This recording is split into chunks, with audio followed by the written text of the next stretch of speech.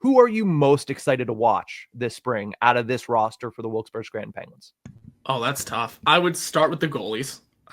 Whoever they decide to go with, I think, is going to be exciting to watch. I believe Jari's eligible for what it's worth. Yeah, but Jari's not going to play any of those games. They're not going to give him all to Mershov. They're going to give him all to Larson. They're going to give him all to Blomqvist. There's no need for Jari to go down and play the AHL playoffs at this point. Yeah, there's not. But that was just a quick note of I'm excited to watch the goalies. Let us remember that Jari is technically eligible, I believe. Mm-hmm. Outside of the netminders, I mean, that's where it really peaks for me. I mean, Owen Pickering in bigger situations is a pretty big one. Again, just the continuation of Ricker McGroarty at that level, seeing how he can continue to progress. Mm-hmm. Pretty much the whole roster essentially is my answer. But if I had to narrow it down, I'm going to say the goalies and go from there. Yeah, I mean, Sergei Miroshov is the free space in this question, but give me playoff Rutger McGroarty. Mm-hmm.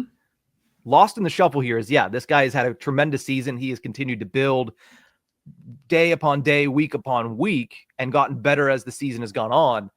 But the one thing that he never needed to gain was a clutch gene.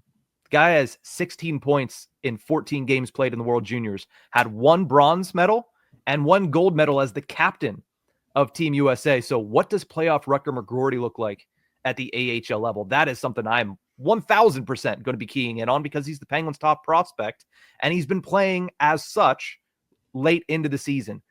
Outside of that, obviously, we're excited to see Ville Koivunen because he has been ridiculous. We're excited to see Vasily Ponomarev because he has, as you mentioned earlier, been very understated at that level. We're excited to see, what can Valtteri Puustinen do in some playoff hockey.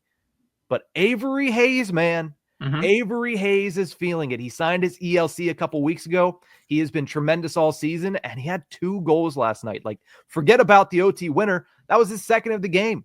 So this kid is feeling it right now. He is shooting up the organizational depth chart, and he knows if he has a great playoffs, that puts him in prime position to be able to potentially make his NHL debut next season. And I think he knows what's at stake. And as we saw last night, this kid doesn't really care about pressure. It doesn't seem like it, at least from the outside looking in. So I'm excited to see what he does with that and what magic he can make in the playoffs.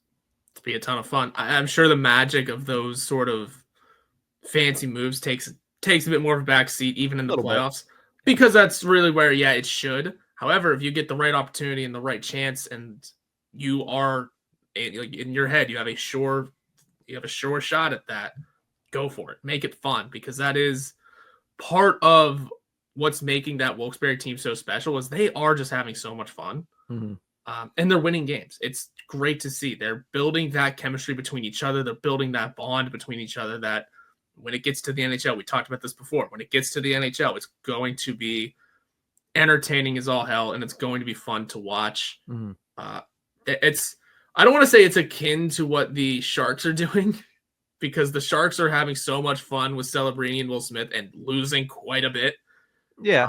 But they're just building that bond and know that the future is bright wherever they go. Yeah. If you want a little bit more of a positive spin on it's similar to the Sharks situation, what is one thing the Sharks don't have? That's a winning culture already in place. Yeah. The Sharks have a history of winning, but those guys aren't stepping into a team that still has Patrick Marleau playing at the top of his game, Joe Thornton playing at the top of his game. These kids are going to come up, and Sidney Crosby, as we speak, is still very much so at the top of his game, and the winning, the winning locker room, the winning culture is still in place in Pittsburgh. And I think that is what's going to be the major difference between the Shark situation and the Penguins. Now, I'll also say this. Will Smith, Macklin, Celebrini probably would be 1-2 when it comes to Penguins prospects. They are far and away above and beyond better prospects, but you're hoping these Penguins prospects coming up with that added bonus of stepping into a winning culture in Pittsburgh is going to help them be better than the sum of their parts. We've seen that in the past, right? Brian Rust was not expected to be this blue chip, grade A, tier 1 prospect. And now he's a guy that every single year you can count on him to score 20 plus, most years 25 plus. And this year, 4 goals away. We talked about it Tuesday. He scored a goal Tuesday night, the lone goal, but he is closing in. But the last thing I want to say is we've talked a lot about Avery Hayes and his goal last night, but he's much more than just one highlight reel goal. Has 21 goals on the season in 50 games, 39 points in that same amount of time. He's filling the back of the net. He's filling the score sheet, and he is certainly opening some eyes in the Pittsburgh Penguins fan base and organization.